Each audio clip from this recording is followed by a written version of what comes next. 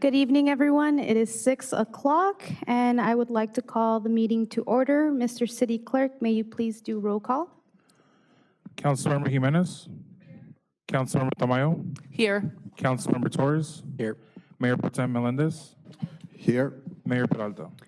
Present. Okay, moving on to our closed session items. Mr. City Attorney, can you please announce them? Yes, Madam Mayor, thank you, and members of the City Council. Anyone who would wish to address the City Council tonight on the closed session items would have had to fill out a card submitted to the City Clerk's station to your right or left. Mr. City Clerk, do we have any closed session requests? No speaker cards for closed session. And before we recess into closed session, Madam Mayor, there is one additional item that we'd request that the council consider adding to your agenda tonight. It came up after the posting of the agenda, and there's an immediate need for the City Council to provide direction on this item. The matter is under conference with legal counsel, existing litigation. It is the City of Montebello versus Carl's Jr. Restaurants, LLC. That is case number 21STCV 44248. It's an existing litigation that we need a direction from the City Council in terms of possible resolution of this matter. Excuse me, Madam Mayor, we would need a motion to add this item to the agenda in as much as it came up after the posting of the agenda, and there's an immediate need to take action on this item. We need a motion to that effect, a second, and 4 affirmative votes. Okay, may I receive a motion to add this item to our closed session? Motion. I'll second. Okay, we have a motion by Councilmember Torres and a second by Mayor Pro Tem Melendez. Mr. City Clerk, may you do roll call? Yes. Councilmember Jimenez. Councilmember Tamayo. Aye. Councilmember Torres. Aye. Mayor Pro Tem Melendez. Aye. Mayor Peralta. Aye. So with that, Madam Mayor, thank you. We have item number 1, which is conference with legal counsel, existing litigation, the Navarro versus City of Montebello matter. And then we'll call this item 1B, the City of Montebello versus Carlos Jr. Item as your second item for closed session. And be appropriate to recess into closed Okay, session. we will now be recessing into closed session at 6:03. Thank you.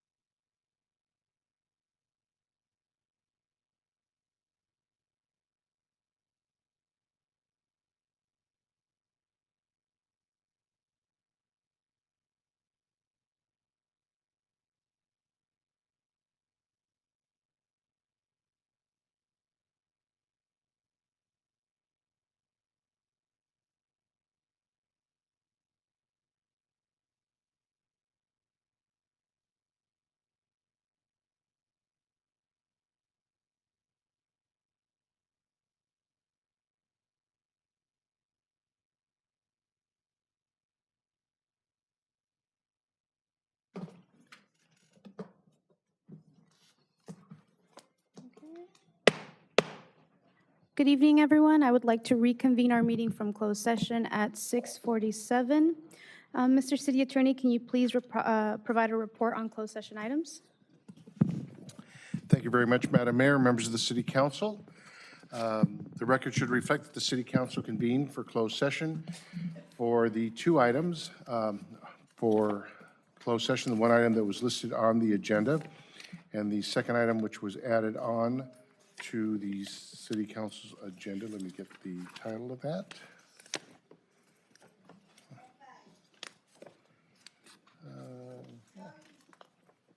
I'm sorry, Mayor. Yeah, that's the City of Montebello versus Carl's Jr. item that was added on to the agenda.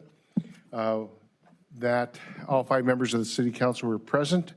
That the following is the report from closed session. Under conference with legal counsel, existing litigation, Navarro versus City of Montebello, the City Council received a briefing on that matter. There was no final action taken. Direction was provided, but there is no action that's required to be reported at this time. On the item 1B, which was added to the agenda, City of Montebello versus Carl's Jr. On that item, the City Council did accept the settlement as offered by Carl's Jr. To reimburse the city $170,000 for payments made on behalf of an employee on a workers' compensation matter, and also authorize the city manager to execute the settlement agreement. And that was a unanimous direction by the City Council. That concludes my report from closed session. It is appropriate to continue with the open portion of the meeting at this time. Thank you so much, Mr. City Attorney. Now moving on, we will have our invocation by our City Clerk, Mr. Jimenez, and our Pledge of Allegiance with Councilmember Torres.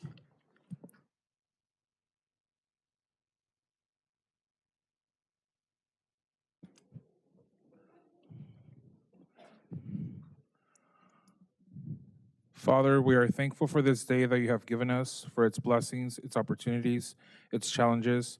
May we appreciate and use each day that comes to us. We pray for strength and guidance for each day as it comes, for each day's duties, for each day's problems. May we be challenged to give our best always, and may we be assured of your presence with us. Amen. Please face the flag and put your right hand over your heart. Ready, begin.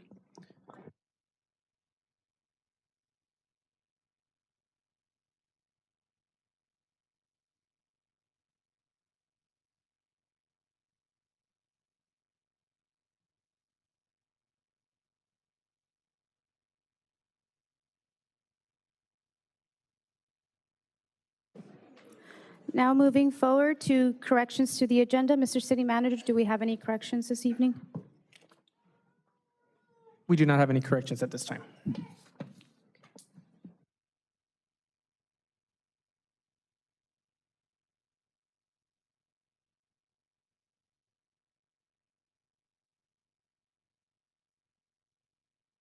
That's new.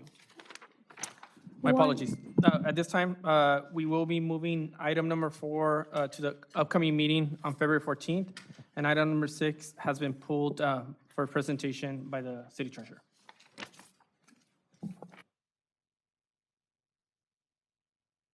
Okay, at this time, I would like to, if no objections from my colleague, just change the order of the agenda with the following. To have presentations, public comments, pulling item number 8, ceasefire resolution from consent calendar for council discussion, then moving on to regular business and ending with our consent calendar. If there are no objections, okay, so we will go ahead and reorder that tonight's agenda. Moving forward with our ceremonial items and presentations, we do have a presentation today by Care Solis. If I can please invite Ms. Anita Ward with Care Solis for that presentation.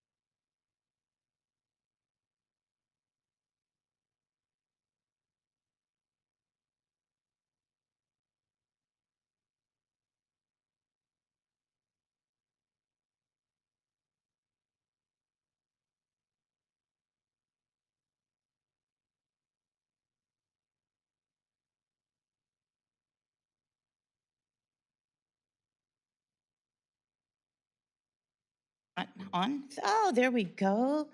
So sorry about that. But we launched with a large social media campaign in late October. So the data that I'm going to present to you today really represents Q4 and an abbreviated piece of Q4. We won't be able to make a whole lot of correlations, but it's strong baseline data that I'd like to share with City Council. And then as we move forward, we'll make correlations, we'll look for trends, and ultimately, hopefully, inform direction. So, let's see, there we are. The first thing I'd like to do is share a little bit just what people are saying. So there's qualitative data and quantitative. And from the qualitative side, we're giving people hope. So a lot of the residents are looking for a lifeline, looking for help, looking for hope. And that's a lot of what we see in the communications back with us. But when it gets to the data itself, we've had 118 individuals request that we've helped in November and December. Those come to us by way of city departments, by police, by fire, by the city clerk, and a lot by your website and a lot by self-referrals. On behalf of them, we've done about 650 communications, connecting people with providers, connecting people with care, making referrals, and responding back.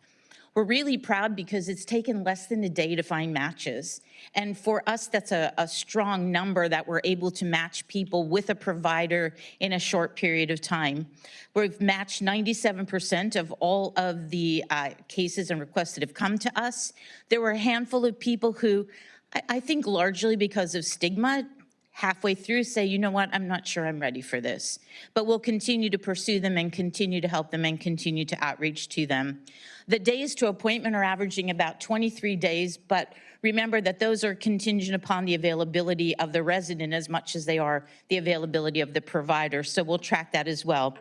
I did pull forward for your information where the requests are coming from because they're coming from a zip code 91755 as well. So let's track zip codes as well as your own zip code and see where that is.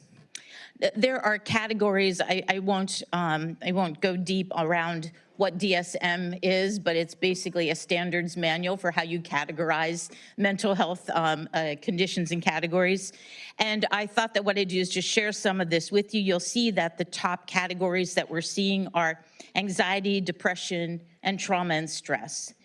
And what I did was compare that. Suicidal ideation, by the way, is pretty far up in there as well. And so what I did was I thought, let's baseline that. We support 420,000 people in LA County. So let's baseline where Montebello is and see if we can ultimately identify trends that could be in the county as well. So we'll continue to do that.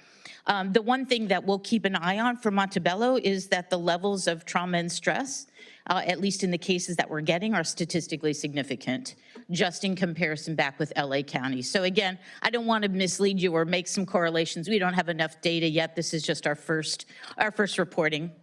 I did slice it looking at your largest population, your Hispanic populations, just to see if there were any anomalies, and that tracks as well along those same categories, those same top 4 categories.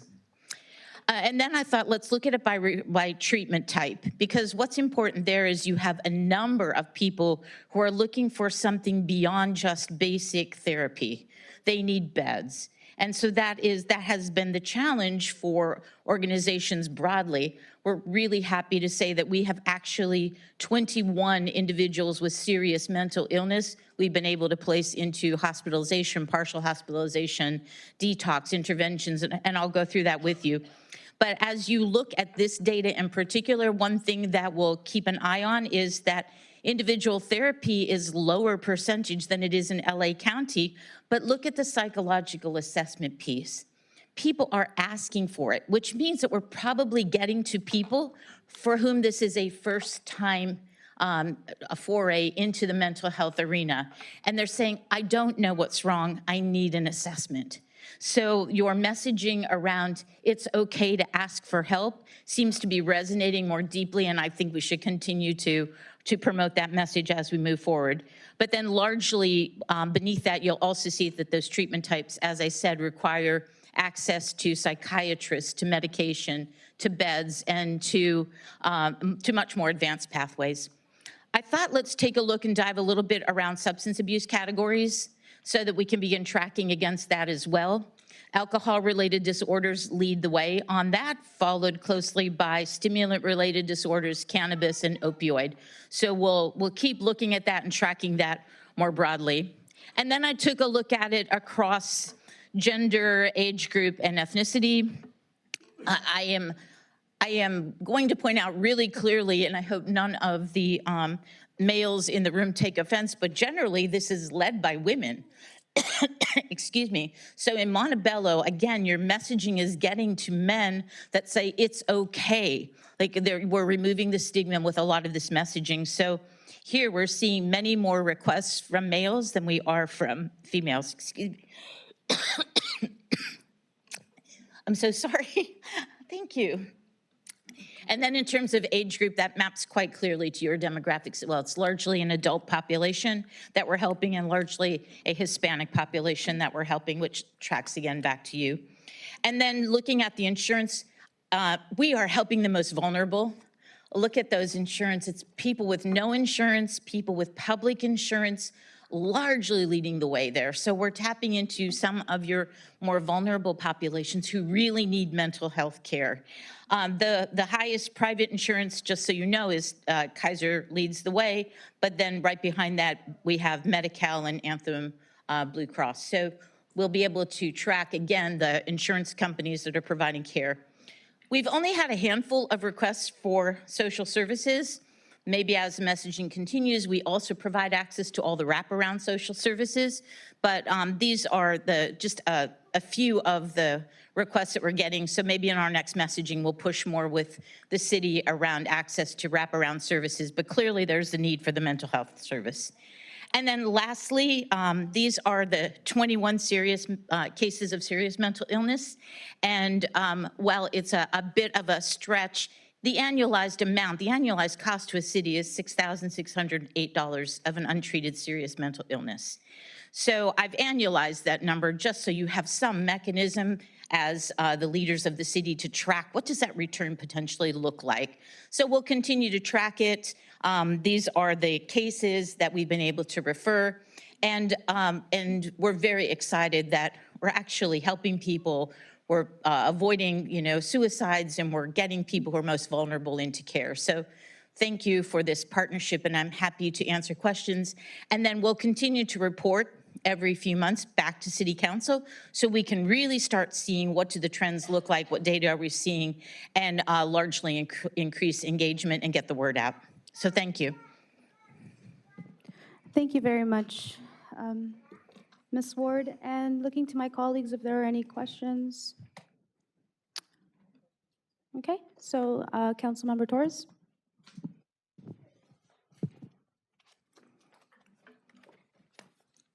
Thank you. Are there any questions?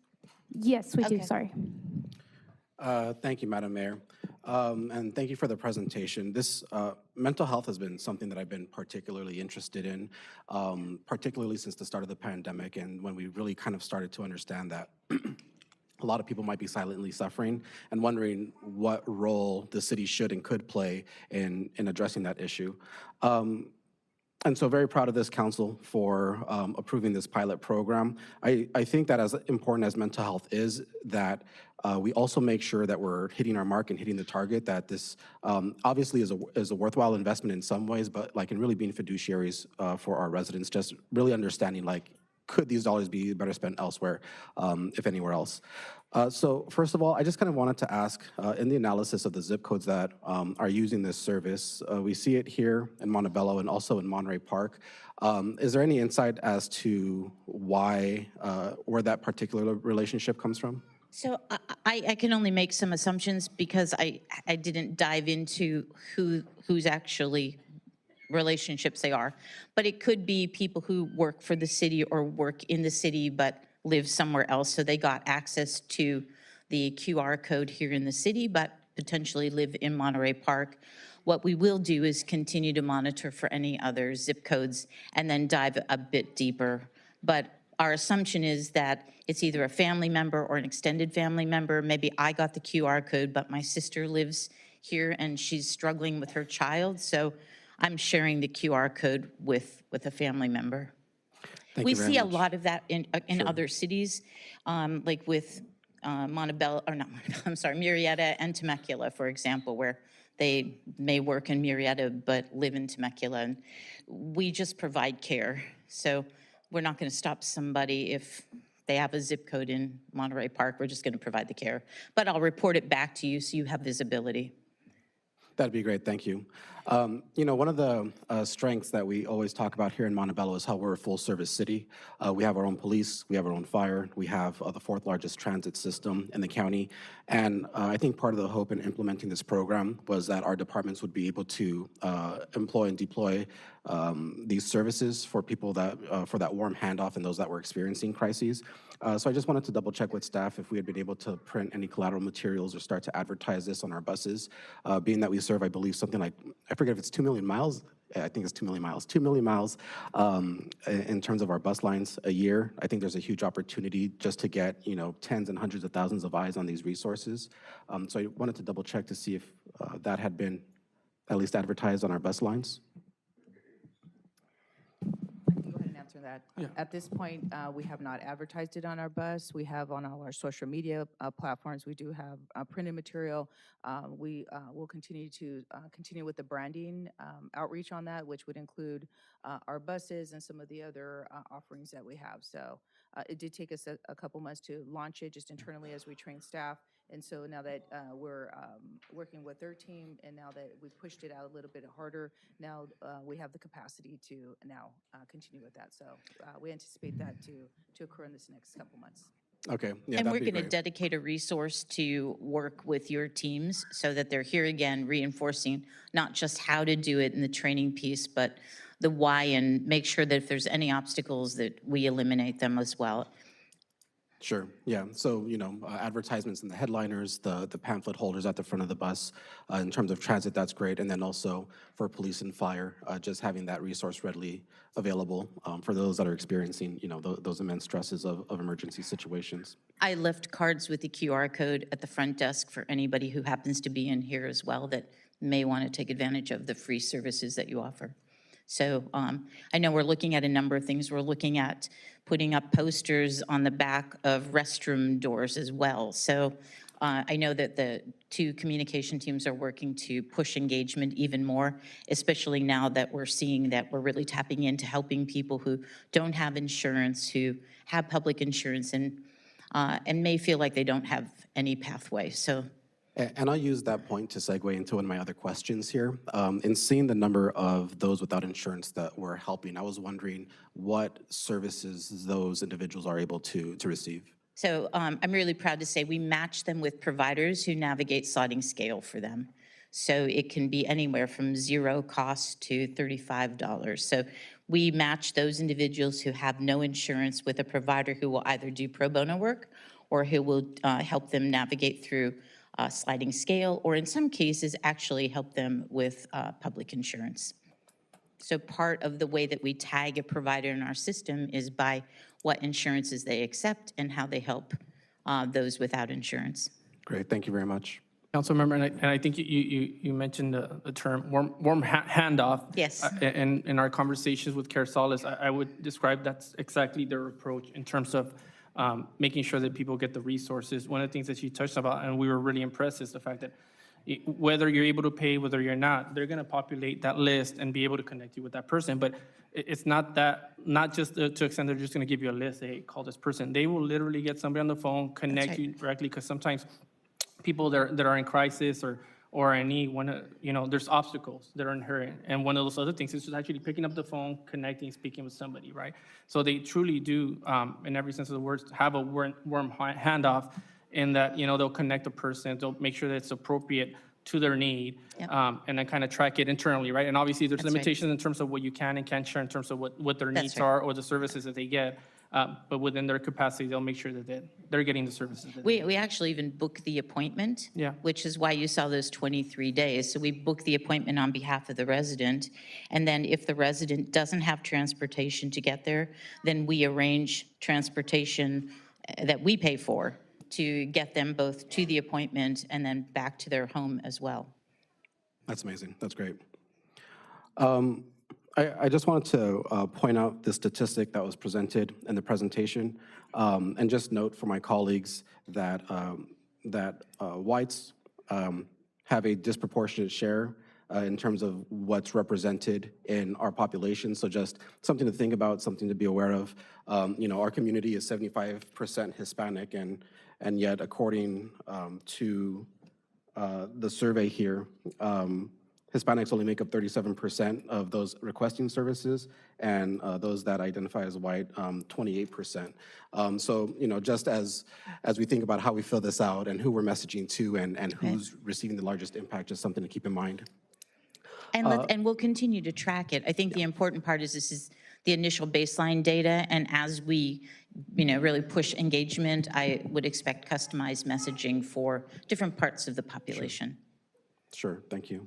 And council member, the onus on that is truly on the city, right? We're partners in this Yes. service, but as the ACM just mentioned, I mean, we had an initial plan in terms of how we're doing it, but now as we're getting more acclimated with the program, we're understanding the needs of our community.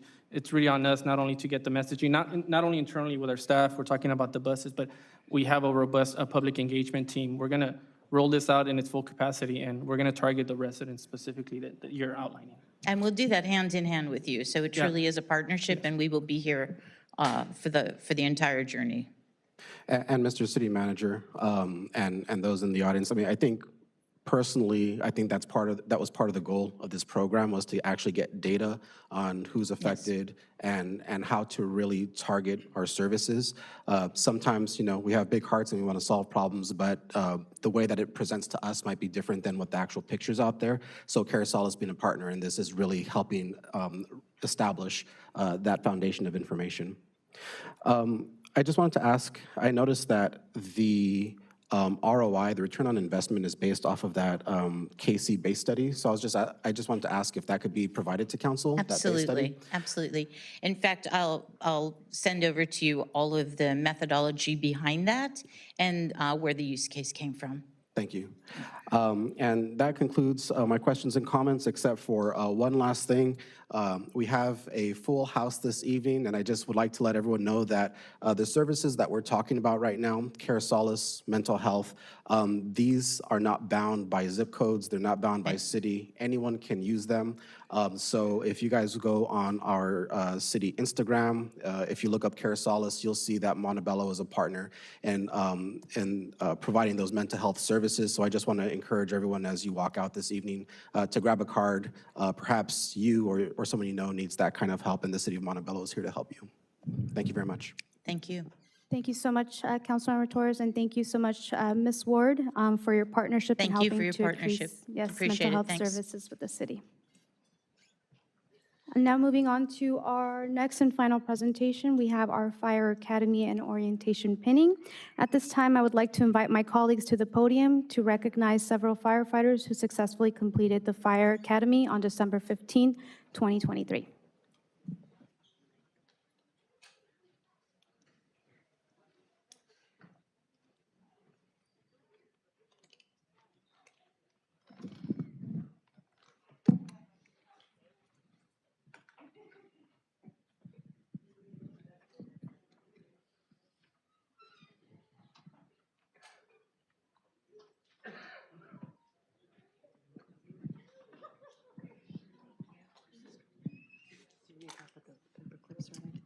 Maybe after I say the words.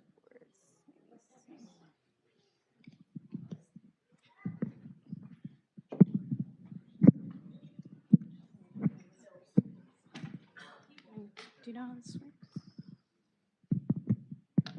I'll just hold it. I'll just hold it.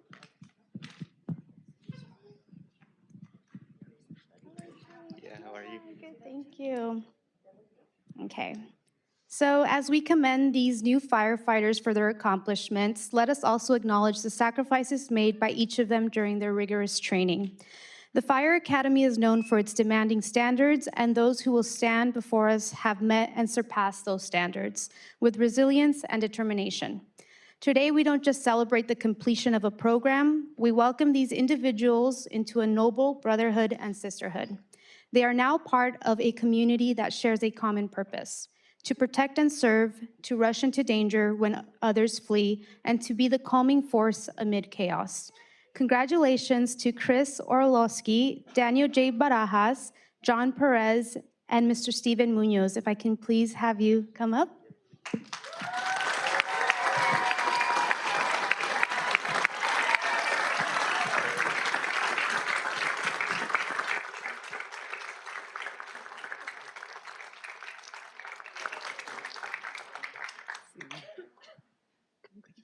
Congratulations. Congratulations. Congratulations. Congratulations. Your parents will be proud.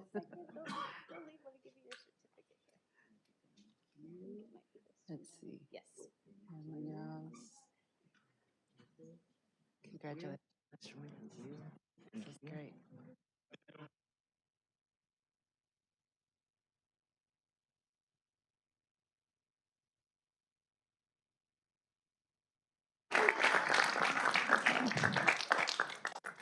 So, a few words to our firefighters. You have chosen a path that requires courage beyond measure, compassion that shows no bounds, and a commitment to something greater than oneself.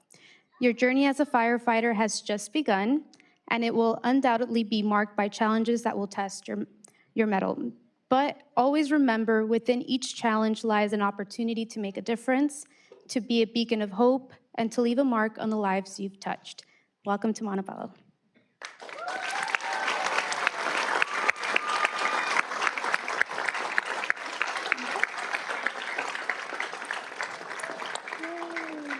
Fire Chief, if you would like to say a few words. I would just say this, gentlemen, the community, this council, they love their fire department. They stand behind you, they support you. And over my 40 years of service to this department, to the city, I've seen that through my years. Honor the city, amplify it with the best customer service, and which that you've been entrusted with, honor the badge always. And I'm so proud of you guys. Thank you for being part of this family.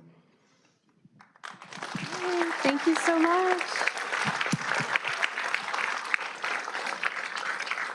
If you'd like, we'd invite their families, or? Yes, if we can invite your families. I know we're a little close-knit here, but you're welcome to please come up for the pinning. Mayor, can the rest of the fire? Oh yeah, if we can have the rest of our firefighters as well come up. I got badges here.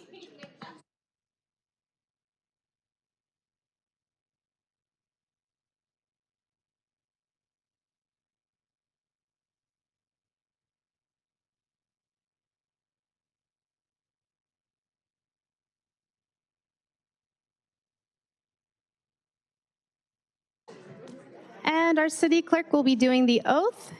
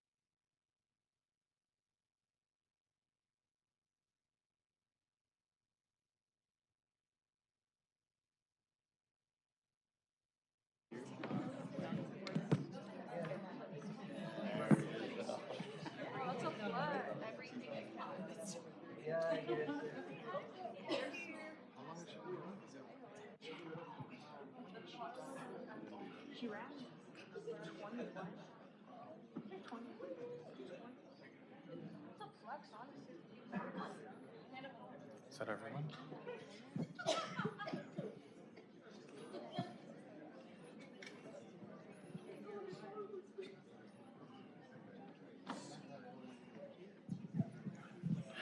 Alrighty, to our new firefighters, my name is Christopher. I am the city clerk.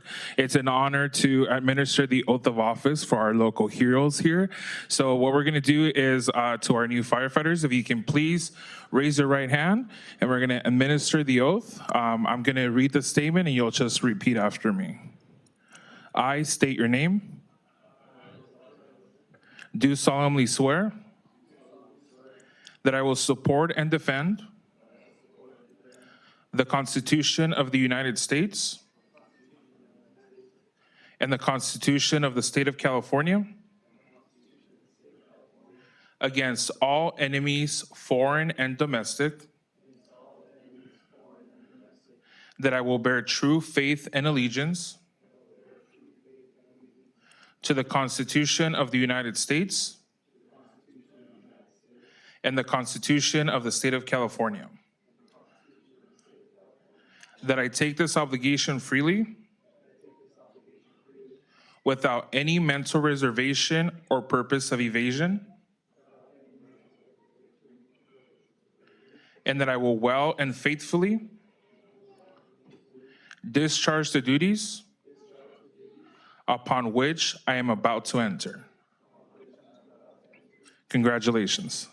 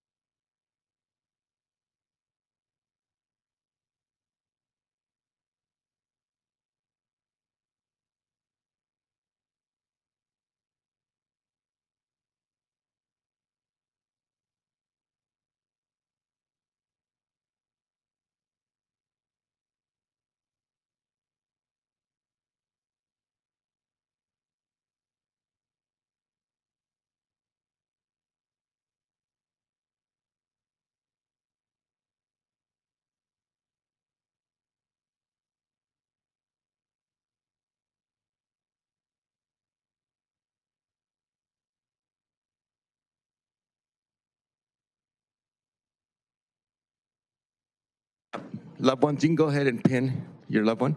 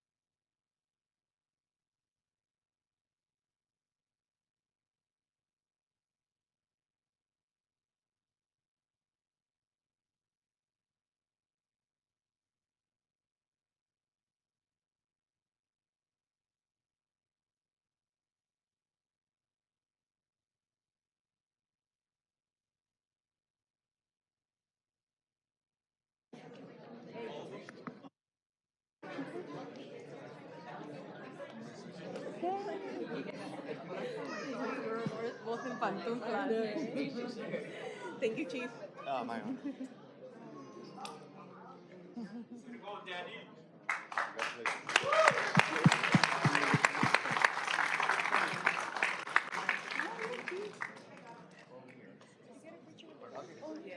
Okay, and if council can just get a quick photo after this next one.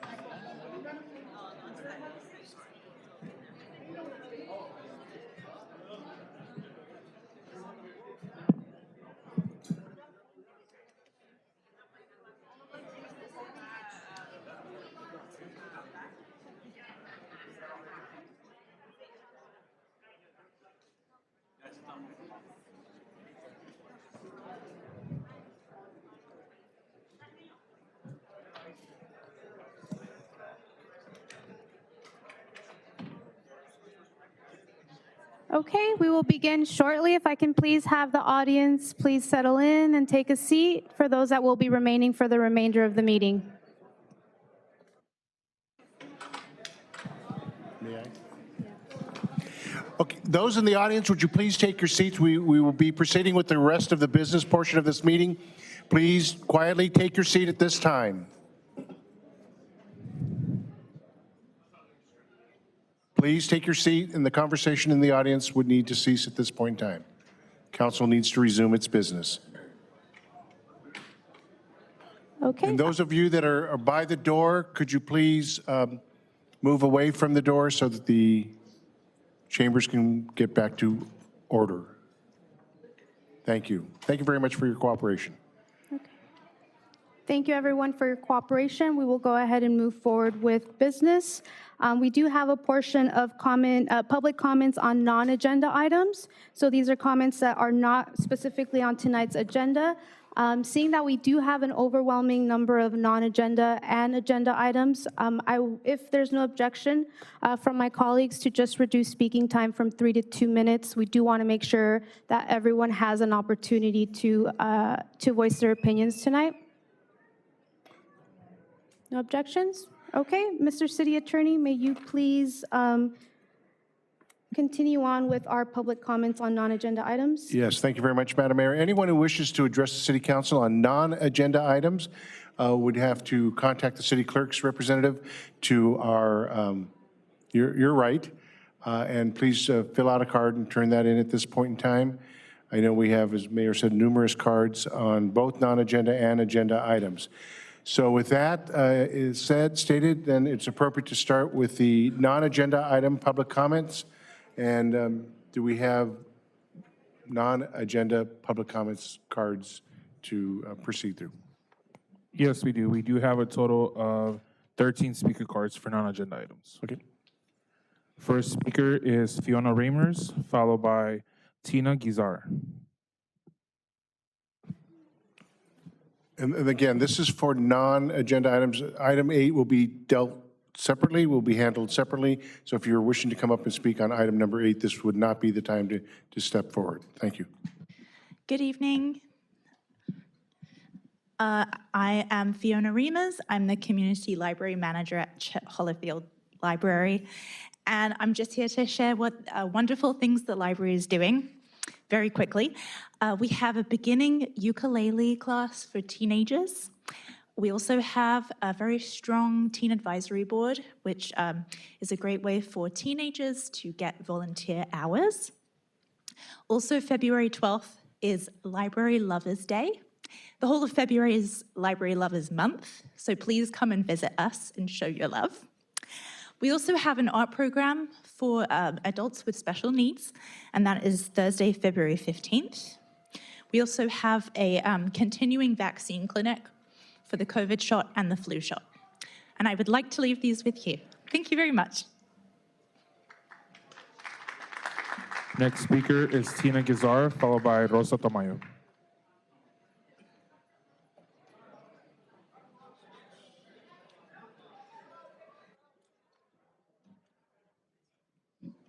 Good evening, Mayor, City Council, and City staff. My name is Tina Gazar, and I come here today to talk about my dear friend, Corporal Enrique Rojas.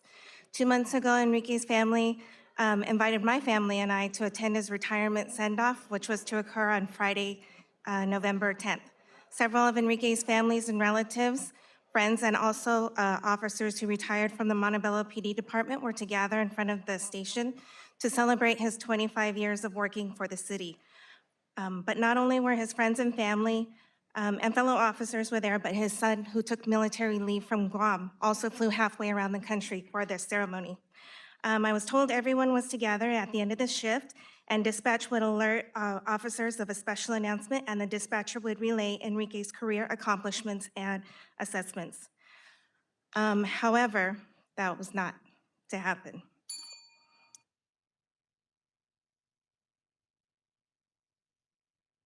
We really want to keep it very tight tonight just to allow everyone the opportunity. But if you do leave, yes, you can leave that for council as well to read. Thank you for understanding. Next speaker is Rosa Tamayo, followed by Brian Chi.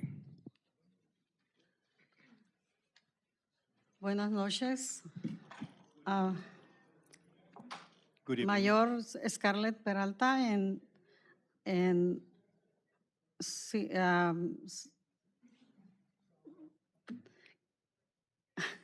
concejales de la ciudad de Montebello. Yo soy Rosa Tamayo. Major Scarlett Peralta and councils for City of Montebello. Y saben muy bien que yo soy muy persistente As you know, y perseverante, I am very persistent. pero es urgente, extremadamente urgente But it's extremely que se urgent construyan más viviendas para homeless anónimos. to construct more housing for Así homeless como, anonymous. así como se están construyendo vehículos, The same way vehicles are being constructed, viviendas también. homeless should be as well. También les quiero decir a ustedes, I also would like to concejales, tell you guys, que council por members, favor trabajen con ética to please para no work tener with ese ethics problema tan grande.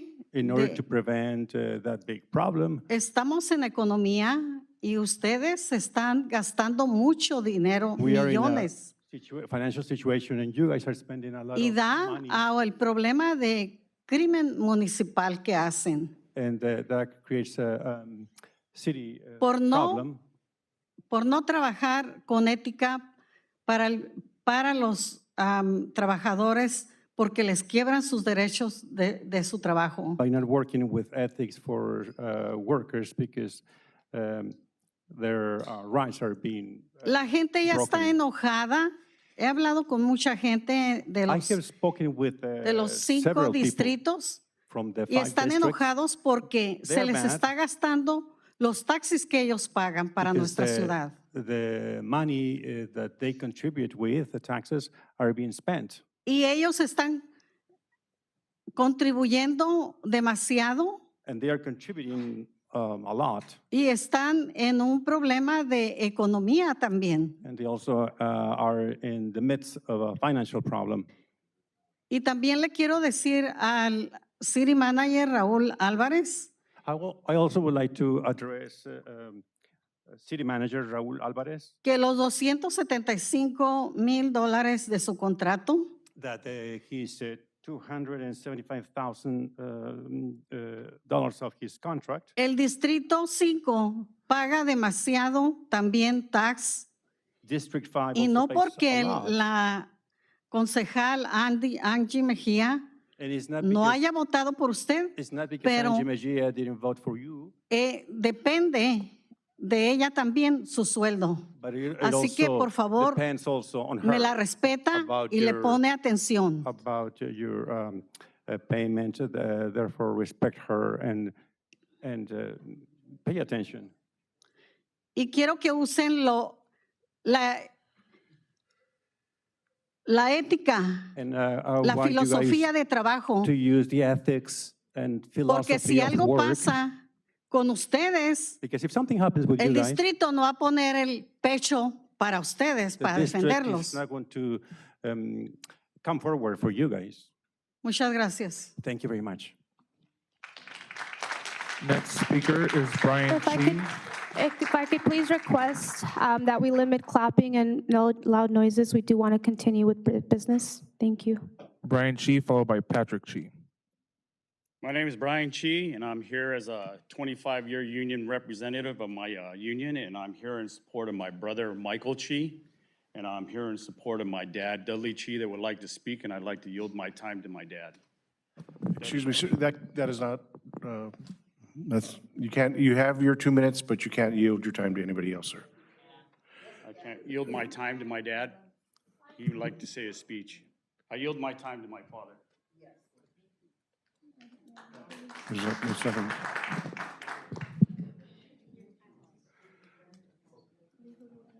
Yeah, we don't have. Okay. We will continue with the 2 minutes that everyone was allotted. So we want to make sure everyone has the time Madam Mayor, to the next speak. speaker, then, the father will have 2 minutes, but not any additional time.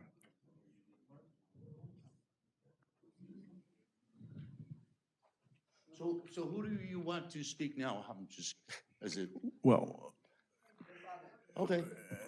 do we have a card? I do Mayor, have a yes, card. we do have Patrick, I a was next, speaker card actually, for anyways. Dudley Chi. Yeah, I was next. Let me indicate, Madam Mayor, just for purposes of orderly processing of a meeting, the law states, and the rules in Montebello are that any speaker can fill out a card and will be recognized. Anyone who does that will have their 2 minutes tonight.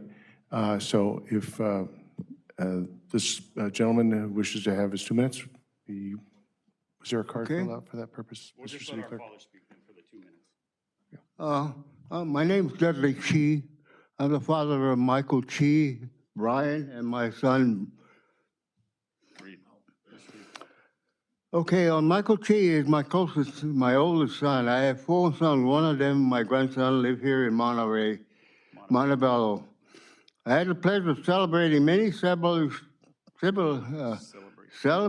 and milestones with my family in Montebello. I am also a veteran of the Army. You're a veteran. Veterans of the U.S. Army 82nd Airborne. Served in the Army. I was a lifelong union member and supportive member of Glazers and Glassworkers. On the March of 21, 1923, Michael's mother and my wife, more than 50 years, passed away at home with me and my sons on the side. The same morning, Michael came to work here in Montebello to manage the news media. The public attention regarding the tornado that struck the city, I watched him on the news that day, and he was very proud of the professionalism he displayed given the circumstances. It's hard for me to understand why he was targeted, mistreated, and the people in front of me. I raised him. I know who he is. I know better than all of you that he's honorable and professional. I was even more disappointed to learn that as representative employees of the city, he was unceremoniously dismissed without cause. This kind of action was unconstitutional in my working days, especially among union workers. I am here to express my disappointment in the action of this council. My grandson was born, raised, and schooled in this city, and my family lives here. It is upsetting at my age to see such deserving behavior and lack of respect. It is unsettling to see how unfairly and poorly my son has been treated. And many. Mr. Chi, you're. Thank you. Next speaker is Patrick Chi, followed by Michael Chi.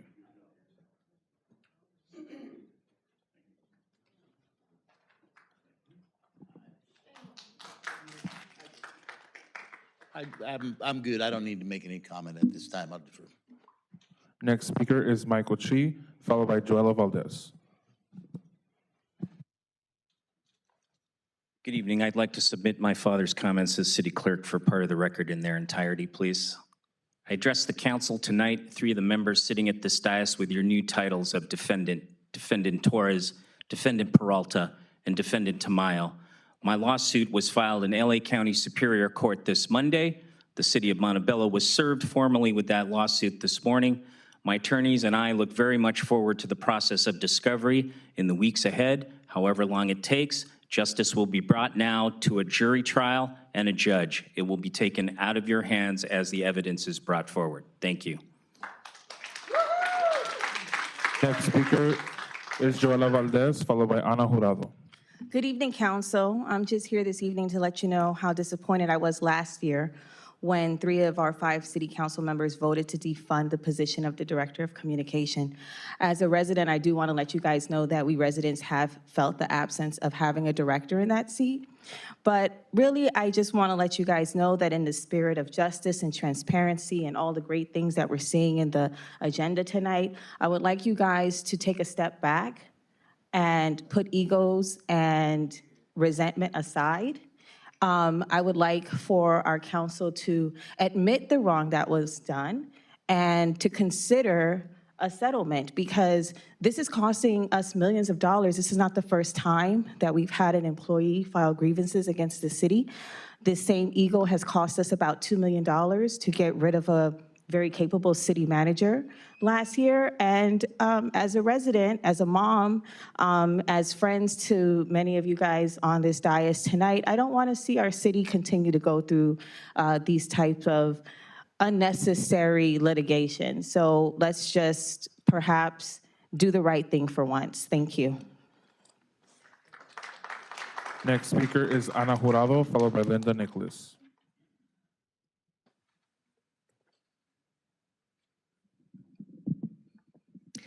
Good evening, Madam Mayor and City Council and staff. On the 10th of January 2024 City Council meeting, Mr. Hurtado brought up an incident that transpired on Veterans Day, November 11th, between himself and then Mayor David Torres. It seems Mayor Torres disrespectfully interrupted Mr. Hurtado, a veteran, as was addressing a representative of Hilda Solis's office. What transpired thereafter could have been avoided had Mr. Torres waited to address the Solis representative in a timely manner, as in Wait Your Turn. I'd also like to bring to the council's attention that on November 20th, 2023, Mr. Will Severa posted on You Know You're from Montebello if, and I quote, "Great news, I'm excited that another one of Boba Diaz, I won't say what, is leaving our city. So much damage was done to our city within his opinion of the actions of this man." The person Mr. Will Severa was referring to was Director of Human Resources of the City of Montebello and Sergeant First Class Army veteran Nicholas Razo, a very highly, extensively educated and experienced in his field, and mostly a veteran. Now I ask you, Mr. Severa, what is the base of your opinion? You being a retired firefighter, first responder, according to the Whittier Daily News, or is it your highly extensive education, your experience on the field? You seem to be very knowledgeable in what's going on in the city. Maybe your connections can enlighten you as to the employees that are veterans. So you and Ms. Fimbres, whom, when speaking to the City Council, always states the claim of her First Amendment rights, and that also agree with you, also agree with Mr. Severa in his post, would not continue disrespecting veterans, because if it wasn't for our veterans, you wouldn't have your rights. I also wonder if you and Ms. Fimbres have any family members, husbands, sons, daughters, brothers, sisters, who serve in the United States Armed Forces. If you did, I don't think you would like for them to be disrespected.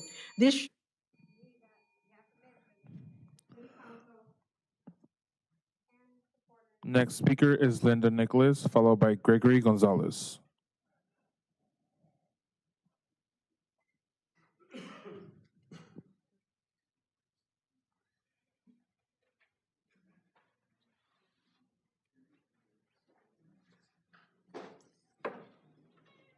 Good evening.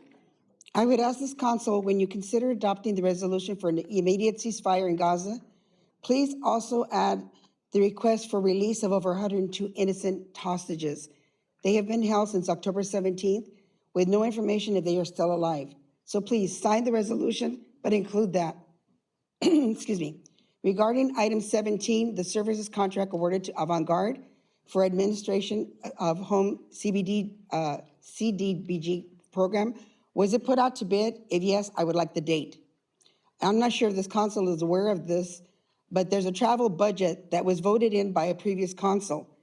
The council members are limited to each council member $2,500 per year for travel attendance of conferences.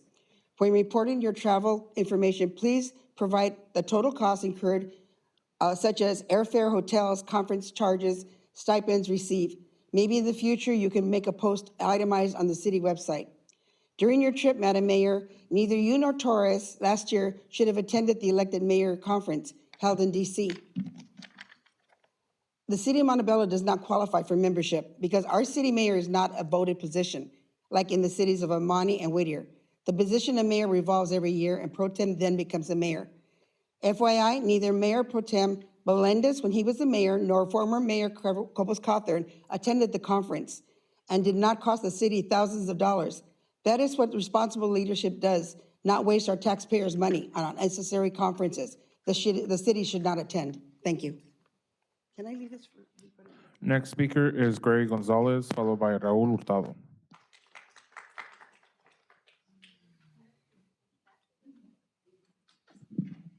Good evening, Council. I'm here to discuss, as usual, my environmental concerns in the city.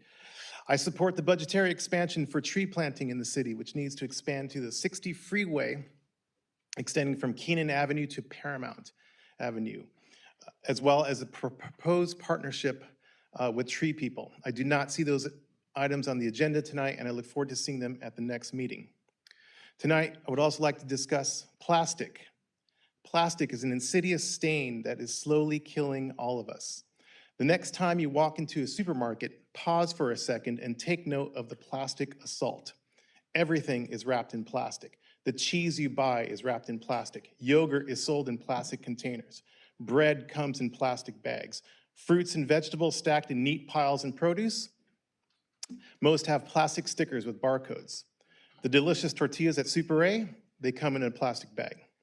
According to the U.S. Department of Commerce, the average American uses an average of 440 pounds of plastic a year, more than a pound a day. Most ends up in landfills, unrecycled, left to poison our groundwater, oceans, and foods. Soon, the Council will consider an important resolution considering the war in Gaza. As crucial and vital as that is, unfortunately, there is no direct action we can take. We can, however, take direct action in the global plastic crisis by issuing a ban on single-use plastic items such as the cups you get with your tea at coffee shops, the plastic ketchup holders at hamburger stands, and the plastic vegetable bags, as well as plastic shopping bags. I urge the city to issue an ordinance that bans single-use plastic items. Thank you. Next speaker is Raul Hurtado.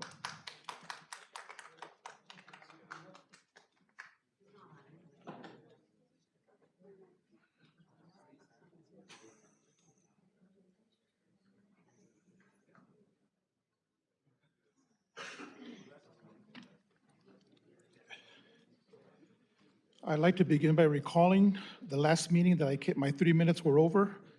I left you explaining how David Torres was so terrified of this 50-year-old veteran that he called the parks director for help, then he called the police department, was afraid, I guess he was afraid that I was going to unleash my advanced infantry training that I had 55 years ago. Perhaps he didn't realize I was a veteran because I have no banner with a picture of me in a uniform on Whittier Boulevard. Or perhaps because I don't get up on Veterans Day and speak in the microphone about my rank, my place where I served, and all the other things that I've done. I don't do these things because I don't need public acknowledgement about what I did or what I have done or what I will do. David, on the other hand, needs these things. For instance, about 2 years ago, a very warm evening at the street festival, David came out of the very important Persons compound wearing a Letterman jacket with the Montebello Consul on the back, written on Montebello Consul on the back. There we go, the need for recognition. And just not too long ago, he loaded up the internet with some very staged pictures of his engagement with a caption, "She said yes." Well, what else could you say? She was scraping the bottom of the barrel.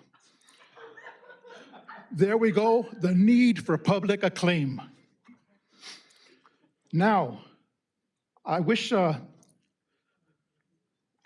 since we have Veterans Day, Memorial Day, National Hamburger Day, National French Fry Days, yesterday was National Pie Day. I wish that we had a National Idiots Day. So on that day, we can give David proclamations and all the recognition that he so richly deserves. Mr. Torres, this is the second time that you have interrupted me with your superiority attitude. Mr. Jurado, your time has elapsed. Respectfully, may you please take a seat? Mr. Hurtado? Mr. Hurtado, thank you for your time today. Mayor, that concludes all speaker cards for non-agenda items.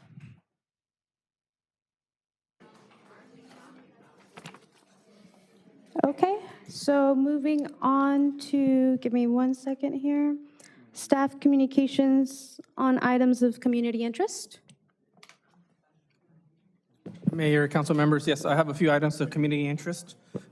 First, I want to announce our new Public Works Director, Mr. Cesar Roldan, comes to us from the city of Hanina Park. where he served as Public Works Director. He has over 25 years of experience for the cities of San Diego, Cerritos, El Monte, and Bell Gardens.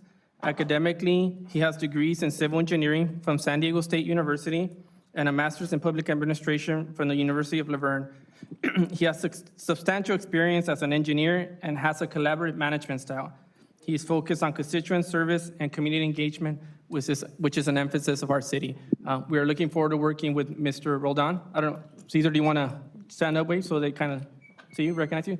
So don't be a stranger if you see him in the community, say hi.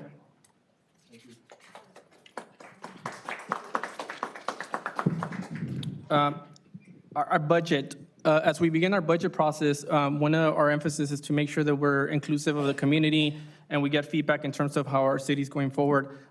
The mayor at our last council meeting had a council oral in terms of seeking guidance or seeking the city to move in this direction.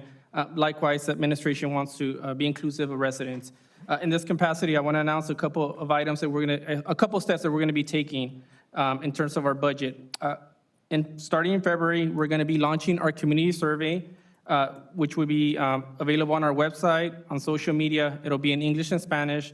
And the goal of the survey is to get input for those folks that want to provide it through these channels. So we'll be advertising that on social media and our website, and hopefully folks can participate in that capacity. Additionally, we will be hosting 3 community forums to talk about our budget. The first one will be February 15th at our senior center. The second will be February 21st at Reggie Rodriguez Park. And the last one will be on February 28th during our city council meeting. The format for these community forums will be a budget 101, where we will talk about how our city budget works, our revenue, our spending, our internal controls. And in each of these forums, we will seek the input of the community. So we invite you to please join us if you're able to do so. I have one last item. Just a friendly reminder, we will be having the first meeting of the Traffic Commission on Monday, January 29th at 6 p.m. Right here. So we welcome the community to join us in that capacity. Thank you. Thank you so much, Mr. City Manager. I look forward to seeing our community at our community budget meetings in the incoming month. So moving on, I did go ahead and reorder tonight's agenda. I prioritized item number, give me 1 second. Yes, thank you. Item number 8 for discussion of head of regular business due to its significant impact on our community and the global call for collective action. I do want to thank my colleague David Torres for working with our community to bring this resolution forward. Now, before taking a vote, I do want to make sure that we move forward. Is it first with public comment and then council comments, correct? Okay, so we will go ahead and move forward with public comments specifically on agenda item number 8. Thank you. As a reminder, the mayor has indicated that each speaker will have a 2-minute opportunity. Mr. City Clerk, please move forward with public comments on agenda item number 8. Thank you, Mayor. And before I call up the speakers, I do want to apologize in advance if I mispronounce anyone's name. Our first speaker is Aaron Draveles, followed by Abraham Kutin.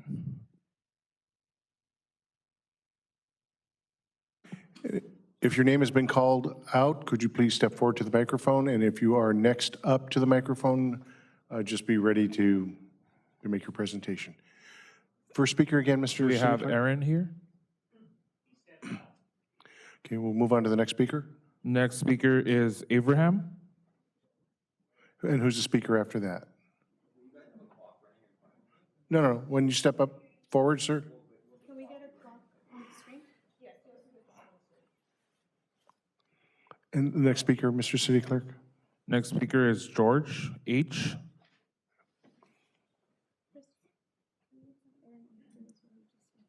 Yes. Sorry, stop the clock, Yeah, please. Your mic is let's off. get the microphone turned back on. I think you may have shut it off. Can you restart the clock for me, please? Hold Thank on. you. Good evening. My name is Avraham. I'm a Jewish American and the son of an Israeli national. Israel is not in pursuit in the release of October 7th hostages. Rather, they are using October 7th to murder Palestinian civilians, a campaign of collective punishment. Israel does not speak for all Jews or Israelis. Many of the most outspoken demands for ceasefire include family members of hostages and victims of October 7th. They demand a ceasefire. Those who use hostages' images to curry favor for Israel's massacre of Palestinians dishonor the hostages and their families. The longer the siege of Gaza continues, the worse Islamophobia, anti-Palestinian hatred, and anti-Semitism rage in America. Right here in our local communities, we cannot escape it. America funds the Israeli military with U.S. tax dollars. Therefore, we have the power and the moral obligation to do something about it. Just recently, Jewish and Palestinian students at Columbia University, standing together, pushing for a ceasefire, were the victims of a horrible chemical warfare attack from pro-Zionist extremists. Proof that what happens over there impacts over here.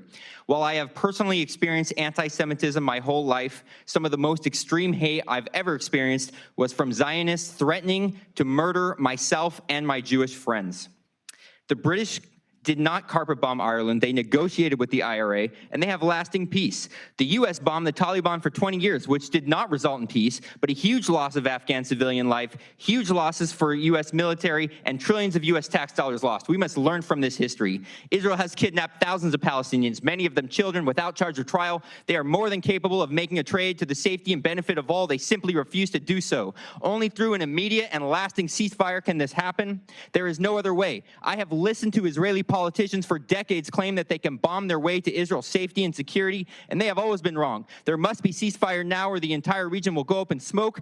Other cities have already called for a ceasefire. You won't be the first, but you do not want to be the last. If you do not adopt a ceasefire resolution, you are complicit in genocide, and it will follow you in your careers forever. Ceasefire now.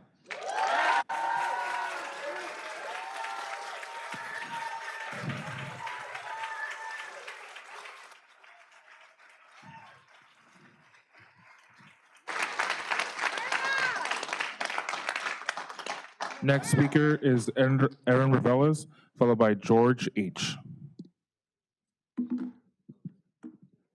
Hello, my name is Aaron Reveles. I'm an organizer with the Peace and Freedom Party. I'm an activist with the Southeast Los Angeles for Palestine.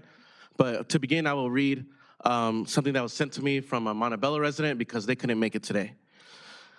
She said, I've been a resident and proud writer in the city of Montebello for 7 years. I've seen the way that different politicians in previous and this current council have chosen to nitpick what causes they want to speak out on. Genocide is not one of those you should remotely stay neutral on. It is inhumane and cowardly to do so. When you take pictures and make friendship with colleagues in your political circles that have contributed in one way or another to the ongoing genocide in Gaza, namely Linda Sanchez, then you are being complicit. Calling for a resolution for a ceasefire should also be met with impactful changes.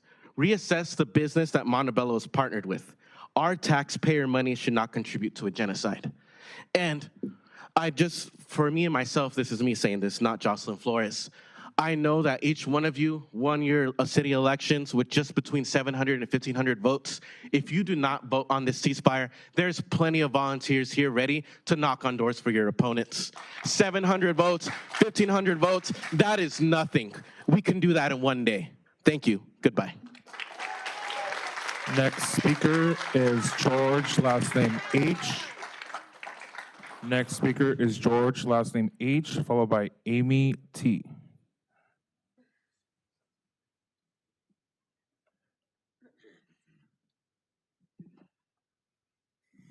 Hello, I'm George Habash. I'm from the Peace and Freedom Party and Southeast LA for Palestine. I'll also be reading a statement from a fellow comrade. I couldn't be there tonight due to COVID reasons, but I apologize for my slightly confrontational tone at the last meeting. I didn't realize you would all support a ceasefire resolution. Thank you for proving me wrong, and thank you for standing for human life. Just like we won't forget our elected representatives who chose to ignore us, we will remember you who chose to do the right thing. Thank you. Now a short statement from me. What we are witnessing in Gaza is the systematic execution of Palestinians, a genocide. A ceasefire is the bare minimum. Ultimately, the only way to end the violence on Palestinians is to end the illegal Zionist occupation. Viva, viva Palestina. Next speaker is Amy, followed by Nenly R. Good evening, Council. My name is Amy Tannenbaum, and I'm an organizer with Jewish Voice for Peace Los Angeles and a resident of Montebello District 1. Jewish Voice for Peace says no genocide in our name, and that never again means for everyone. We are fighting for a free Palestine. I am heartbroken by the devastation in Gaza. This resolution sends a message to the community of solidarity and care. A ceasefire is the best way to prevent further loss of life for Palestinians and Israelis alike, and to uphold the Jewish value of B'Tselem Elohim, that all life is sacred. I urge you to put Montebello on the right side of history and vote yes on item 8. Thank you.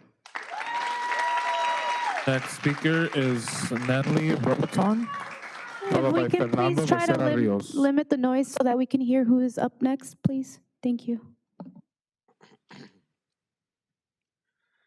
My name is Neville Robitou. I'm a resident of Montebello, District 1. I stand in solidarity with the people of Palestine and want my city to support the demands of the people of a ceasefire and to end the genocide. Please support item number 8 and put Montebello on the right side of history. Next speaker is Fernando Becerra Rios, followed by Joella Valdez.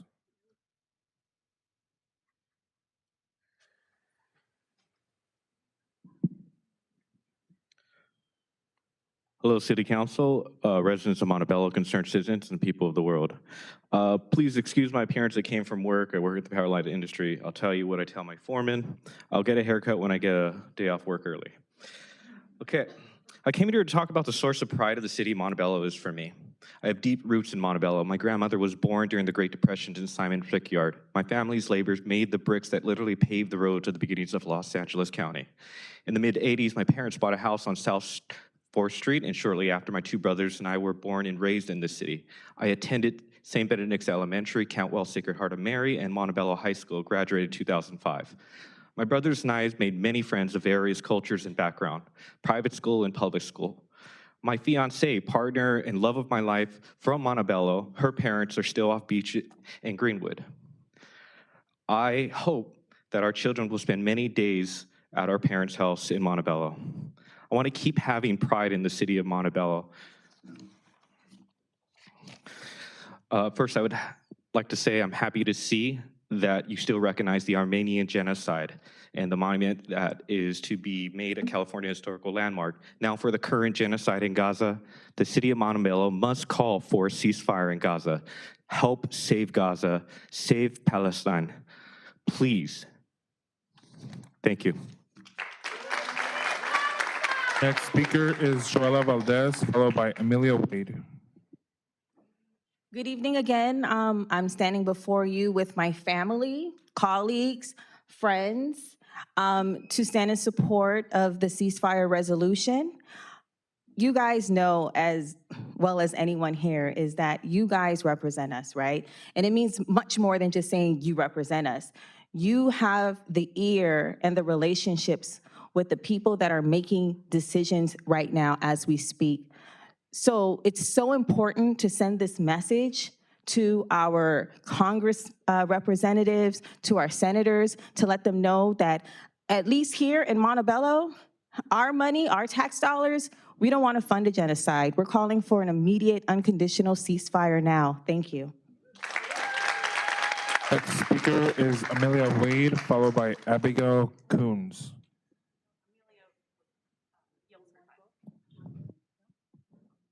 Next speaker is Abigail, followed by Rita Hanida. My name is Abigail Kuhns from If Not Now, LA, and I'm calling for the Montebello City Council to respect humanitarian values in support of a ceasefire resolution. Over 24,000 innocent Palestinians have been massacred, 12,000 of them children, and we cannot just stand and watch. We need to call for an immediate and permanent ceasefire. Yes on item 8, ceasefire now, free Palestine. Next speaker is Rita Hanida, followed by Nasser Hamideh. Can you repeat the first speaker, Mr. Rita? Clerk? Rita? Sorry, it was probably spelled wrong on here. You should know me by now. I figured this was you, yes. Hi, I'm Raida Hamida. Good evening, council members, mayor and council members. I first want to thank Scarlett and David and Angie and all of you for putting this forward. It was not a debate, and that was amazing. I just want to first, we should all give them a round of applause for that. I'm here on behalf of Latino and Muslim unity. I am a proud Palestinian. We are most known for fighting hate one halal taco at a time, but today we're fighting hate one city at a time. This is the 109th day of genocide in Gaza. Can you imagine 109 days without electricity, without water, living in rubble here in Montebello? Can you imagine being raided in the West Bank? Last week, there was a Palestinian from my village. He was only 17 years old, an American citizen, that was killed innocently when he was driving his car in the West Bank. 17 years old, can you imagine if that was your child, an American citizen? This is the life of Palestinians every single day. They're always under attack. And so we urge you not just to tonight fight for a ceasefire and pass it unanimously, but continue to even divest in companies that are complicit with genocide. So this is not the end. I know you guys are going to do the right thing. Ceasefire now and a free Palestine. Thank you. Next speaker is Nasser H., followed by Christine Rodriguez.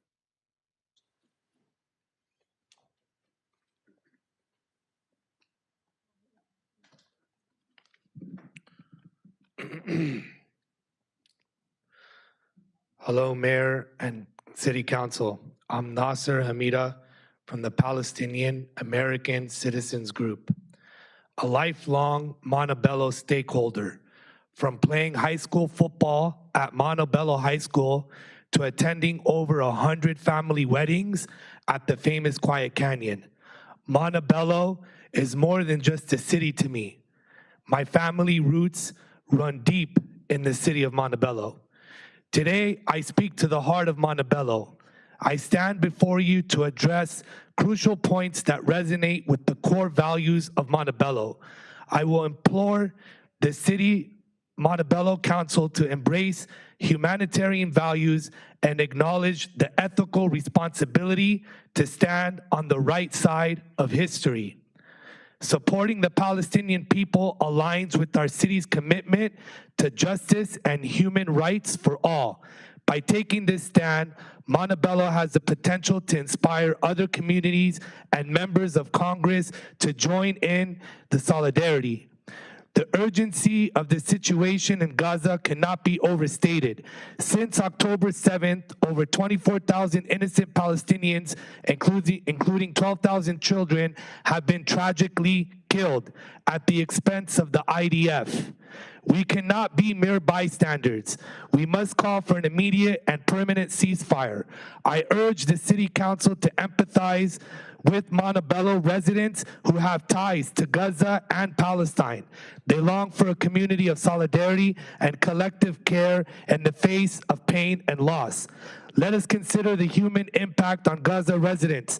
Palestinians have been unfairly dehumanized, leading to hate incidents and isolation in Montebello. Must reject.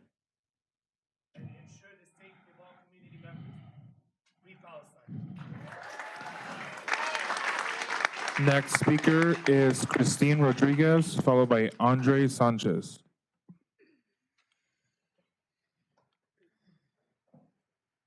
Hello, good evening. I hope you folks are doing well. I would just want to talk about the positives. We mentioned return on investment, and I want to talk about the return on investment for calling for a ceasefire. Through a ceasefire, we can continue the positive ripple effect for Southern California, state, and nationwide. We can push for a nationwide trend to hopefully end the war against Palestine. Think of the positive publicity that this will bring to the city of Montebello and the notoriety that Montebello will gain by passing a ceasefire, as well as the potential financial investments that could come and the expansion of growth and development. It could also attract foreign investments and validate the solidarity with Palestinian people. Just some food for thought. Next speaker is Andre Sanchez, followed by Samira Saba.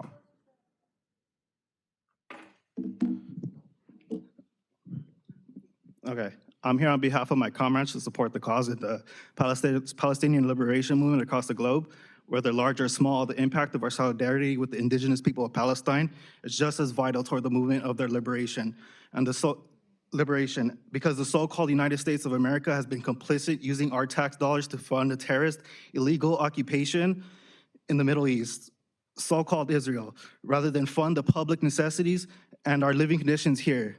I know some of you in front of me may not know how important it is to, even at the municipal level, but I sure know many people in this room with me tonight know how inhumane it is to stand with the so-called state of Israel, terrorizing and displacing the 2 million people of Gaza Strip and killing already 30,000 innocent civilians. If we need to be reminded today, I'll do so for us. We stand on stolen land. In this region, we stand on the massacres and genocides of the ancestors of the Tongva people, the same ill imperialist colonialist ideologies that made that possible are causing the current genocide of Palestinians. We are indebted to the Palestinian peoples across the globe more than anything. We may ask how this is related or important. Apart from the basic human concern to condemning genocide, this is related because the way we move through this world, the choices and the ideologies that you carry influence and affect those across the globe, affecting even the Palestinian, Muslim, and Arab relatives in diaspora in this room tonight. I'm here to ask you to use your privilege and power to cut the ideological ties with your colleagues on the state level and up to the federal so we can put this siege on Gaza to an end. It isn't that difficult to do the right thing and listen to the voices of our youth and elders here today. As always, from the river to the sea, Palestine will be free. Next speaker is Samira.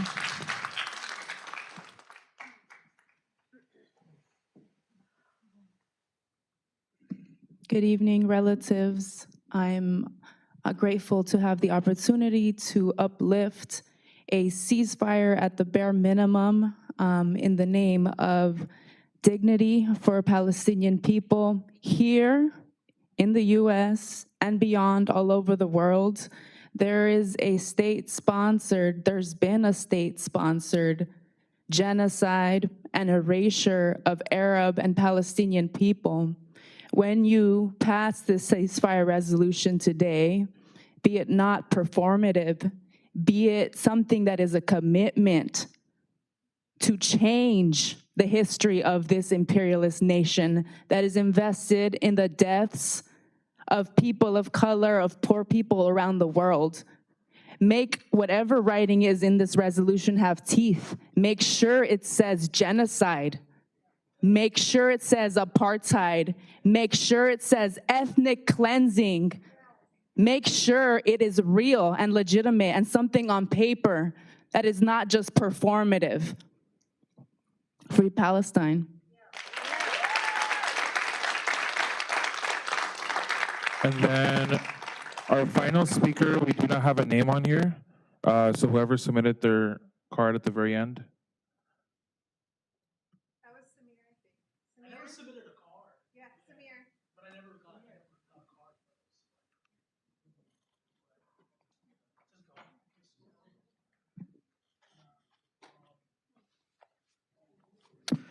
Hello. So I'm really excited that you have brought this to the agenda. I think we can hopefully think about this as the beginning of the age of darkness that we've had. Federally here speaking, I'm talking about our Congresswoman, Linda Sanchez, and her decades of standing up for genocides all around the world.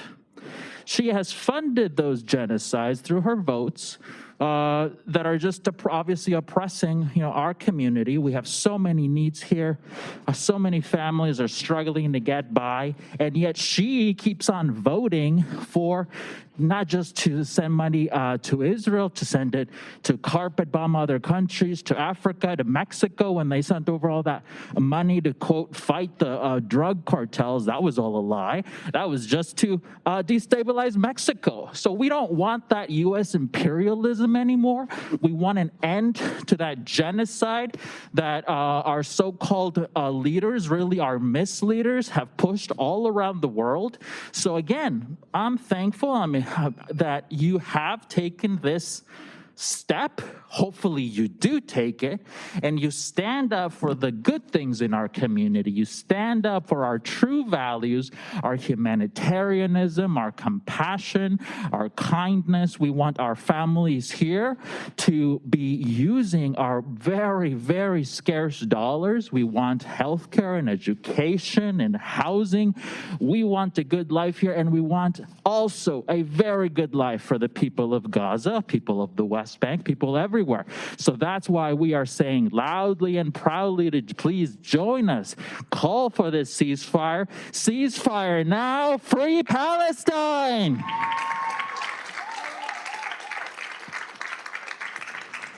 Mayor, that does conclude all speaker cards for agenda item number 8.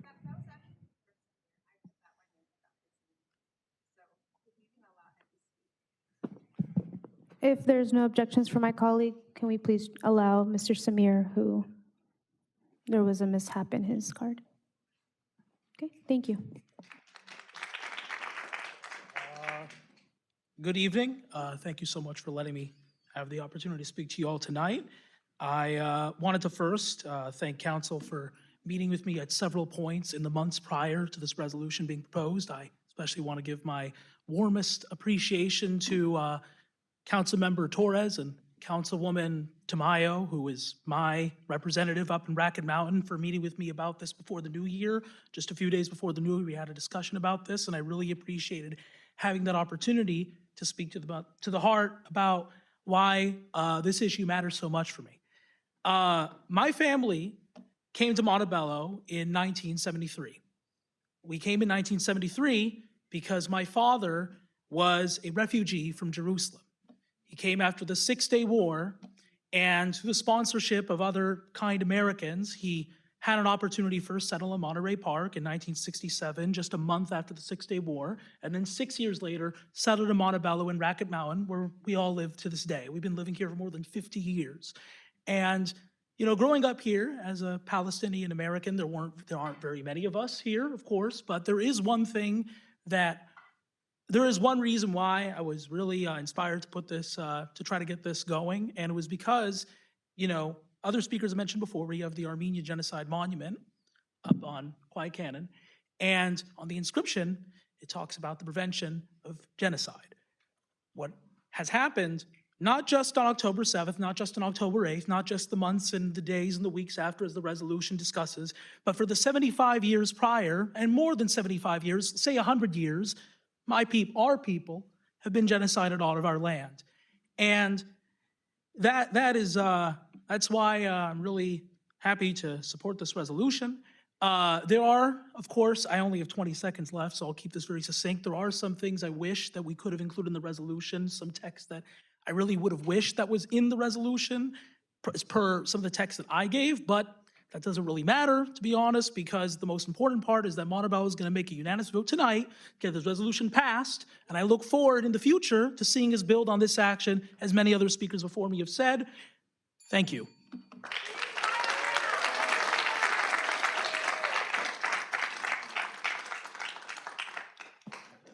Okay, that concludes public comments for... I'm so sorry. The process is to submit a card. We really do want to move forward with business tonight. Oh, okay. Is it okay just to have the last comment? Is it in regard to item number 8? Yes. If there's no objection? Okay. And after this is the last speaker. We do want to move forward. Thank you for respecting that. Thank you so much. My name is Joaquin Beltran. I am running for Congress in Southeast LA. I'm here in solidarity with the neighboring district in calling for a ceasefire, a permanent ceasefire. Right now, I am standing in solidarity with our Palestinian siblings in calling for a permanent ceasefire of this US-backed Israeli genocide against the indigenous Palestinian people. I am calling on Congress to stop playing games. Nearly 80% of the general public supports a ceasefire. The only reason it's not happening is because of corruption.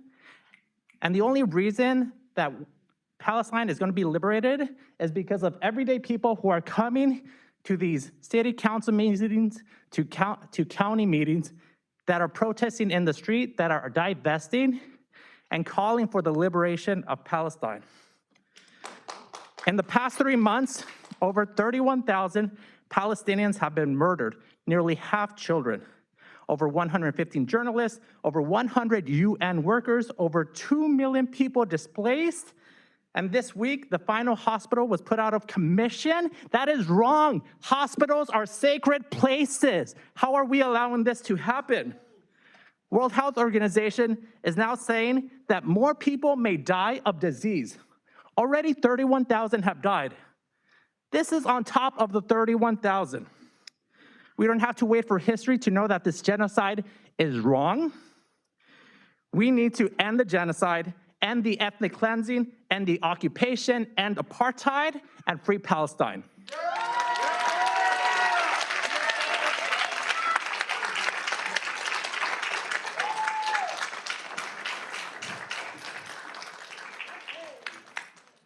Okay, so moving on with item 8, consideration of adoption of resolution number 2406 for an immediate ceasefire in Gaza. I'll go ahead and go down the line as far as taking any questions or comments from my colleagues. First is Ms. Jimenez, Councilmember Jimenez, if you'd like to have some comments or questions.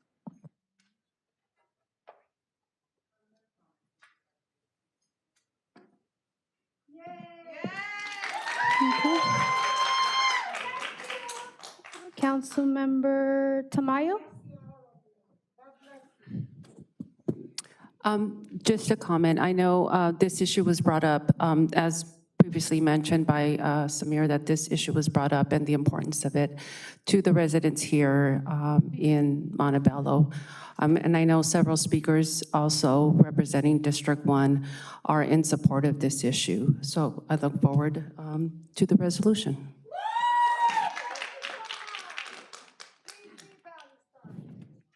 Okay. We have Councilmember Torres. Any comments, questions? Thank you, Madam Mayor. I'd like to start by saying 2 things. First of all, ceasefire now.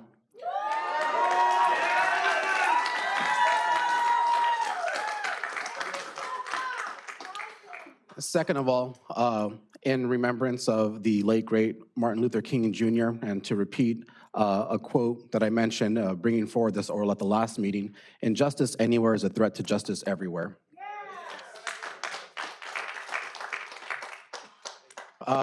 Given some of our visitors and guests this evening, I'd like to start with some of the comments that I mentioned at the last meeting and continue to the comments that I've prepared for this evening. But on January 12th, 1967, almost 57 years ago to the day, a brave council in these chambers approved plans to establish the first monument to the Armenian genocide on public property outside Armenia. A move which officially recognized the human rights violations and atrocities faced 55 years before by the Armenian people. In doing so, they overcame threats of violence against the city, supported those here in the States that suffered from those atrocities, and created an example for future councils to live up to. Over my 4 years in office, I've understood their courageous action, recognizing crimes against humanity and human rights violations as our city's heritage and the duty of the City Council. In 2019, I led a peaceful protest, protesting ICE detention centers. In 2021, putting forward a resolution recognizing ARTSOC's right to self-determination. And today, and on that day, asked my colleagues to come together calling for the preservation of life and human dignity in Gaza, where millions of civilians are threatened with famine, war, and death. It's really been incredible to see the outpouring of pride and support that's bringing this item forward and gaining the unanimous consent of my colleagues. Residents exclaiming how they're proud to be from Montebello by this action we're taking, neighbors feeling like their city is on the right side of history, and relief from all different cultures and backgrounds that someone is saying something. Before I talk about what we're doing here, I do want to acknowledge my friends like Anam, who posted updates regularly and brought the issue to my attention. Residents like Samir, who impressed upon us how his family members affected overseas are affecting the peace of his family at home. Community leaders and activists like Rita, who are going from city to city, asking electeds to join the chorus.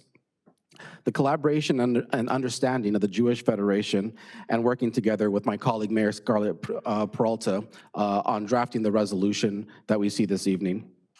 I'd like to acknowledge the cities of Cudahy, Oakland, Pomona, Richmond, and San Francisco for stepping forward, who set the example on setting actions to feelings and ideas and giving us much of the language we incorporated in this resolution. Why is Montebello considering this tonight? What does it have to do with our city? I added this item to my orals weeks ago for council consensus because I was shocked that our federal representatives, the one who make decisions on our behalf in matters of foreign relations, were not applying the power and influence of the United States to demand a ceasefire and the release of hostages and prisoners on both sides. Shocked that in today's era of real-time news and information, that we would take our time as we watched a genocide unfold. Madam Mayor, this evening before I go on, I would like to make one amendment to the resolution. When it was submitted and published on Thursday last week, the information was accurate. Tonight, I'm sad to report news outlets now count over 25,000 Palestinians killed. I would like to make the amendment that the resolution reflects the numbers of Palestinians killed as of today. Montebello's resolution tonight is to signal to our state and congressional representatives that they have Montebello's support in seeking an end to the fighting in Gaza. As much as I would like to point to the tens of thousands of views on Instagram or the dozens of hundreds of comments we've received through various channels, I ask my colleagues to agendize this item to use the full voice and influence of our city to let our legislators know we are with them, and by taking similar action, this is how they can best represent us. In the last meeting, I shared some numbers and statistics, like how it's estimated 70% of those killed are women and children, how few hospitals, barely operating, serve a population of 2 million, how almost the entire population has been displaced, and even designated safe zones has seen bombing and devastation.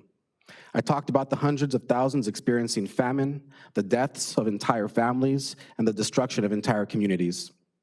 I would be remiss to continue without mentioning the ways this conflict is spreading across the region in Lebanon, Yemen, and the Red Sea. This is a crisis. The data backing the resolution is there. The reports and videos are available for anyone that takes the time to read and understand.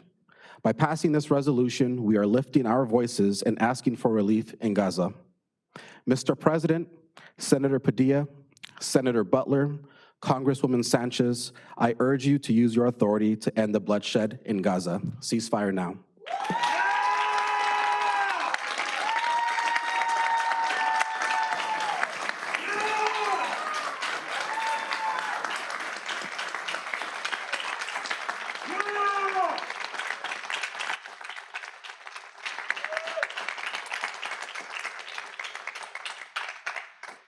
Thank you so much, Councilmember Torres. And lastly, I do have some comments that I would like to share tonight with our community. I'm getting ahead of the curve here. I'm so sorry, Mayor Pro Tem Melendez. You have the floor. No worries. Thank you, Mayor. I don't really have any comments. I just want to thank everybody who came out here and spoke and shared. We heard stories and concerns, and we got to know a little bit more about where you're coming from. So just want to thank everybody here and looking forward to supporting the resolution. Thank you.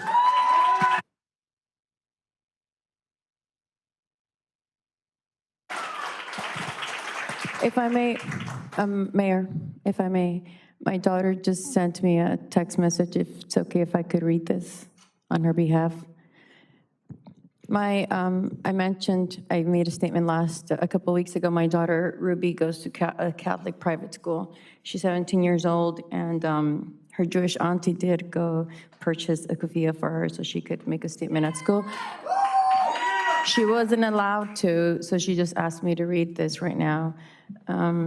She said that all she could say is, the main reason I feel so passionately about this genocide, aside from just being a human being with a heart and mind, is the fact that my entire school career in class, we've learned about tragic history, students saying things like, how could this have happened? How could people have let this happen? And now today, the world is witnessing another tragic, inhumane event that feels way too familiar. A story that has repeated throughout history, and I just find it mind-boggling how comfortably people have turned away from it, especially being in this country, a land that was stolen from its indigenous peoples, stolen through murder, displacement, and genocide, much like the genocide of the Palestinians.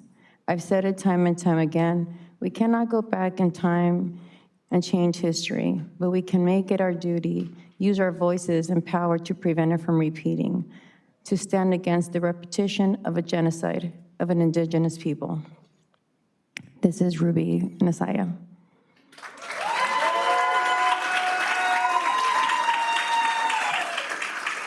And with that, just I personally, because I do personally have rabbis and Jewish friends that I worked with that are part of my family, it's been a conversation that's been a very contentious one, and it's been uncomfortable at times. But today, while just saying that the world's war is a horrible thing is an understatement.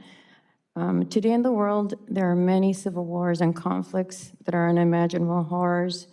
Conflicts like what is happening in Iraq and Sudan and Yemen, Israel, and Palestine, of course. They primarily impact civilians, especially women and children. So I support the effort for a ceasefire. I believe that a ceasefire, while it might not bring any of these innocent lives back to their parents or bring any families back, it should also mean that some of the Israeli hostages, some as young as 1 year old, should be returned to their homes. And Israel should negotiate in good faith to finally bring a just resolution for the Palestinian people, a homeland of their own, and a hope to build a region where two peoples can live in peace. I support this effort for a ceasefire. Thank you.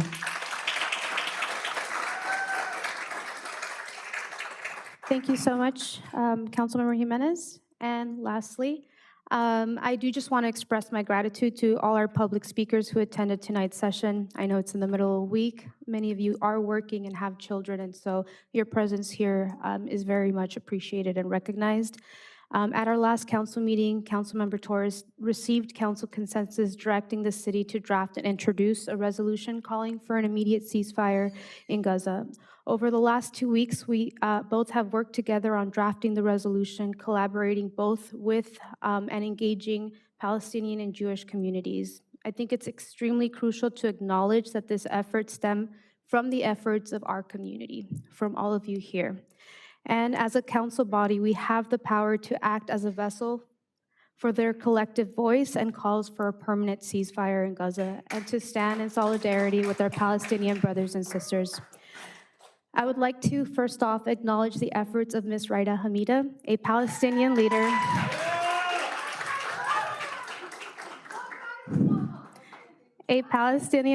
and social justice warrior in our region who has been at the forefront bringing truth to light.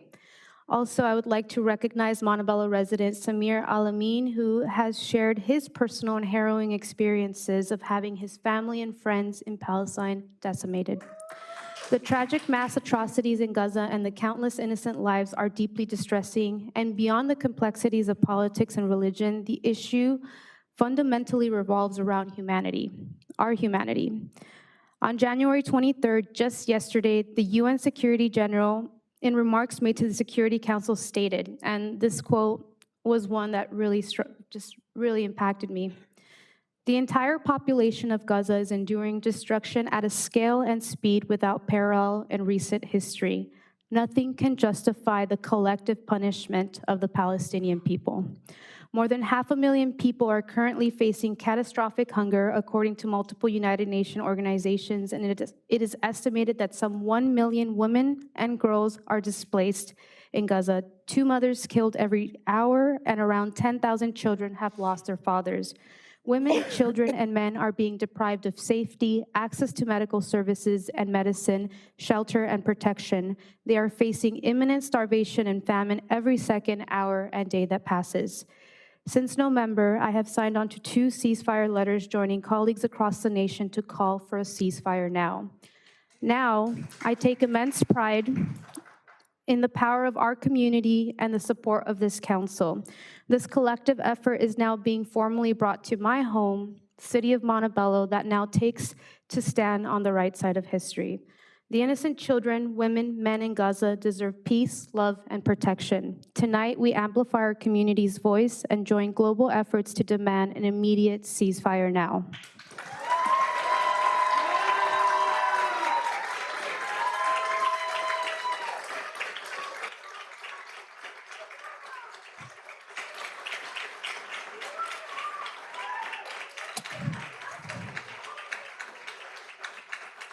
So with that, I will go ahead and call for a motion to approve the resolution.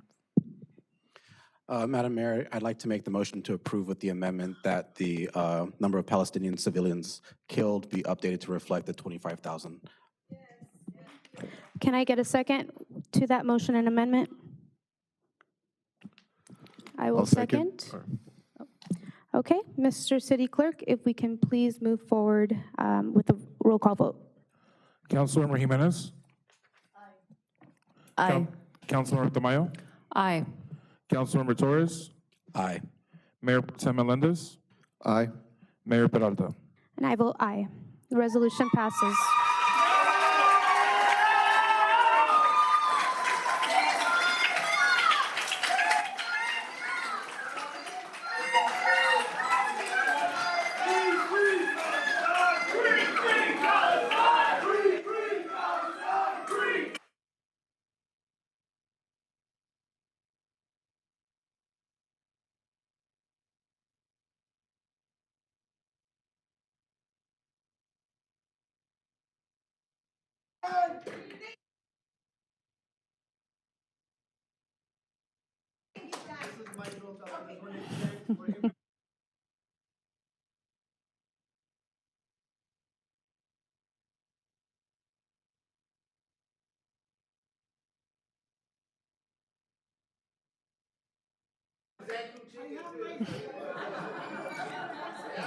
Thank you.